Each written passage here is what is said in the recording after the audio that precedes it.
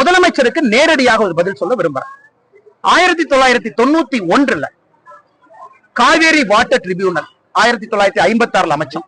91 ஒரு தீர்ப்பு கொடுத்துச்சு, கர்நாடகா மாநிலம் தமிழகத்திற்கு 205 டிஎம்சி தண்ணி கொடுக்கணும். அப்ப கர்நாடகாவுடைய முதலமைச்சராக பங்காரப்பையா இருந்தாங்க. நாங்க கொடுக்க மாட்டோம் அப்படின்னு ஒரு தீர்மானத்தை சட்டமன்றத்துல போடுறாங்க.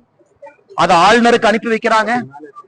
அப்ப நீதிபதி எல்லாமே பார்த்தாங்க, ஆர்டினன்ஸ் போட்டாங்க. நம்ம மாதிரி நம்ம சட்டமன்றத்தில் ஆர்டினன்ஸ் போடுறாங்க, சட்டம் போடுறாங்க, நம்ம ஆளுநருக்கு அனுப்பி வைக்கிறாங்க.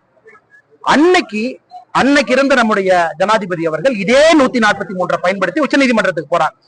கர்நாடகா சட்டசபையில போட்டிருக்கக்கூடிய தீர்மானம் செல்லுமா செல்லாதா? அதனால முதலமைச்சர் புரிந்து கொள்ள வேண்டும், அன்னைக்கு உச்ச நீதிமன்றத்தினுடைய 5 நீதிபதி கொண்ட அமர்வு அதெல்லாம் ஸ்டடி பண்ணிட்டு இல்லை, நாங்க மேல இருந்து தண்ணி கொடுங்கன்னு சொன்னதுக்கு அப்புறம் கர்நாடகாவுடைய சட்டப்பேரவைக்கு அதிகாரம் இல்லை அந்த தண்ணியை